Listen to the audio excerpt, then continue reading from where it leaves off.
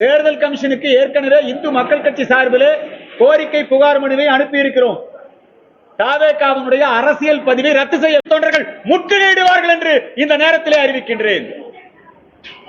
அடுத்ததாக பிரதமர் மோடி நம்முடைய விவசாயிகளுக்கு தமிழகத்திலே 4 லட்சத்திற்கும் மேற்பட்ட விவசாயிகள் கிசான் அட்டை மூலமாக வருடத்திற்கு 6000 ரூபாய் ஒரே பட்டன்ல நேரடியாக அவங்க வங்கி கணக்கில் வர வைக்கப்படுகிறது. தமிழகத்திலே பயிர் காப்பீட்டு திட்டம் மிக சிறப்பாக செயல்படுத்தப்பட்டுக் கொண்டிருக்கிறது. தமிழகத்திலே மத்திய அரசு விவசாயிகளுக்கு தேவையான உரத்தை வழங்கிக் கொண்டிருக்கிறது.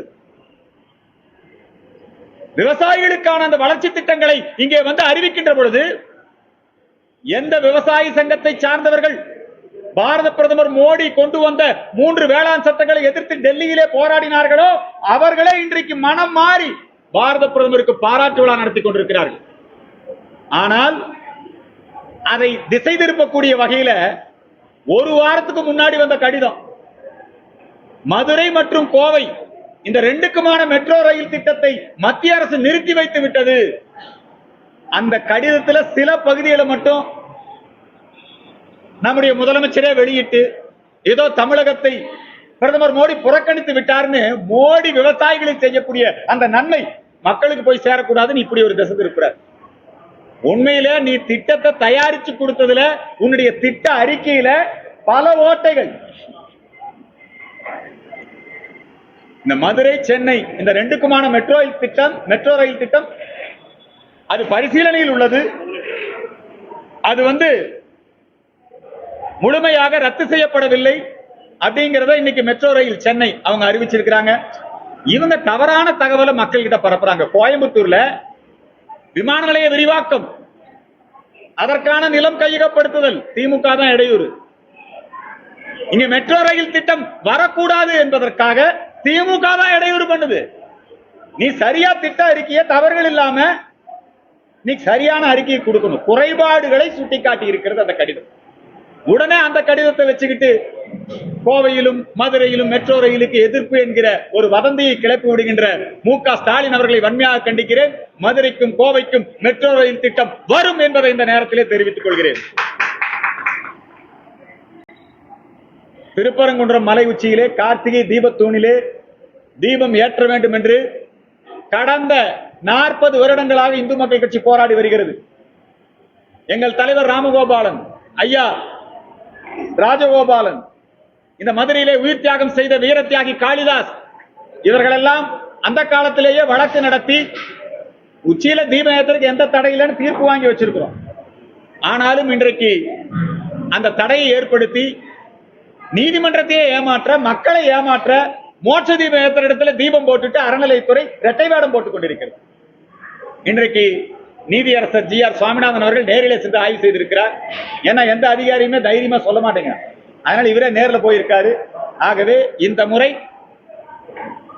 நீதிமன்ற உத்தரவுப்படியும் அல்லது ஜனநாயக அறப்போராட்ட நடவடிக்கைகளின் மூலமாகவும் திருப்பரங்குன்றம் மலை மீது அந்த தீபத்தூணிலே தீபம் ஏற்றப்படும் என்பதை இந்த நேரத்திலே தெரிவித்துக் கொள்கிறேன்.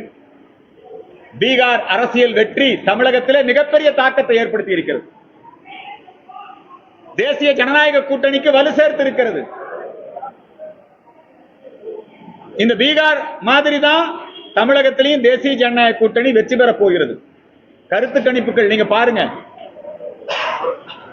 அதிமுக கூட்டணி வெல்லும் என்கிற கருத்து கணிப்புகள் எல்லா இடத்திலையும் வந்துகிட்டு இருக்குது. தோல்வி பயத்திலே மு.க. ஸ்டாலின் அவர்கள் மக்களை திசை திருப்புவதற்காக எதிர்கட்சிகள் ஒற்றுமை இல்லை அப்படி இப்படின்னு பல்வேறு விஷயங்களை வைத்து திசை திருப்பிட்டு இருக்கிறாரு. பீகார் வெற்றி தமிழகத்திலே தொடரும் என்பதை தெரிவிக்க வேண்டும். தாவேகா ஜோசப் விஜய் அவர்கள் மீண்டும் சேலத்திலே பிரச்சாரம் செய்வதற்காக அனுமதி கேட்டிருக்கிறார். தேர்தல் கமிஷனுக்கு ஏற்கனவே இந்து மக்கள் கட்சி சார்பிலே கோரிக்கை புகார் மனுவை அனுப்பியிருக்கிறோம். தாவேகாவினுடைய அரசியல் பதிவை ரத்து செய்ய வேண்டும். தாவேகா ஒரு அரசியல் கட்சியே கிடையாது. தேர்தல் கமிஷன் விதிமுறைகளின்படி, தேர்தல் ஆணைய விதிமுறைகளின்படி தாவேகா ஒரு நிகழ்ச்சி கூட நடத்தல. 18 வயது பூர்த்தியானவங்களுக்கு தான் கட்சி.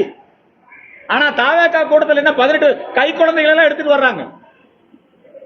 அவங்க நடத்துற எல்லா நிகழ்ச்சிகளையுமே சட்டம் ஒழுங்கு சீர்குலைவு, வன்முறை, உயிரிழப்பு. 40 பேர் செத்து போயிட்டான். எஃப்ஐஆர் போட்டிருக்கிறாங்க ஆளுங்கட்சி.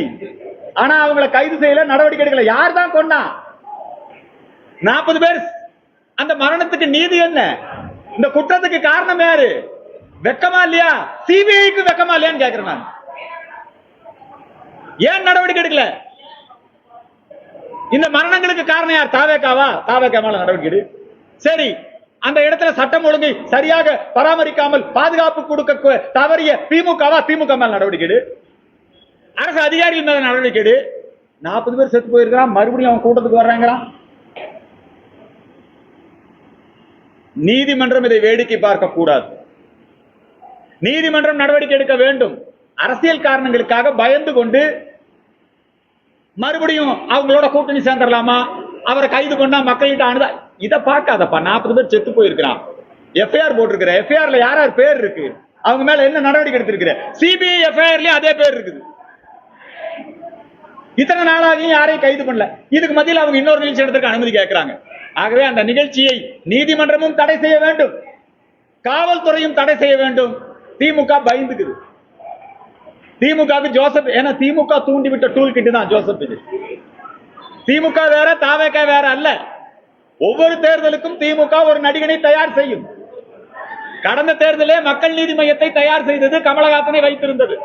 இப்ப கமலஹாசன் என்னங்கிறாரு? நான் ரிமோட்டை ஏன் உடைச்சேன்னா வேற எவனாவது தூக்கிட்டு போயிருவானு உடைச்சாங்க. நீ கையில் இருக்க டார்ச் லைட்ல கலைஞர் டிவி உடைச்சு போட்டு இப்ப என்னங்கன்னா ரிமோட்டை உடைச்சிட்டாங்கிறாரு. அந்த ரிமோட்டை யார் யார் தூக்கிட்டு போனா? ஜோசப் விஜய் தூக்கிட்டு போயிட்டாரா? அதே கமலஹாசன் தான் இப்ப ஜோசப் விஜய். என்னெல்லாம் திமுக சொல்லுதோ அதையெல்லாம் இவங்க ரெண்டு பேர்த்தோட நோக்கம் என்ன? பிஜேபி பக்கம், ஏடிஎம்கே பக்கம் ஓட்டு போயிடக்கூடாது. ஓட்டை பிரிக்கிறதுக்காக திமுக டூல் கிட்டா தான். ஏன் விஜய் மேல நடவடிக்கை எடுக்க தயங்குறான்? அதனால இந்த விஜய் நடத்தக்கூடிய நிகழ்ச்சி, அந்த நிகழ்ச்சிக்கு தடை விதிக்க வேண்டும் என்கிற கோரிக்கை இந்த நேரத்தில் முன்வைக்கின்றேன். சீமான் அவர்கள் சனாதன இந்து தர்மம் காப்பதற்காக, சனாதன இந்து தர்மம் தான் மாட்டை காப்பாற்றணுங்குது, மாடுகளுக்கு மாநாடு போட்டிருக்கிறாரு.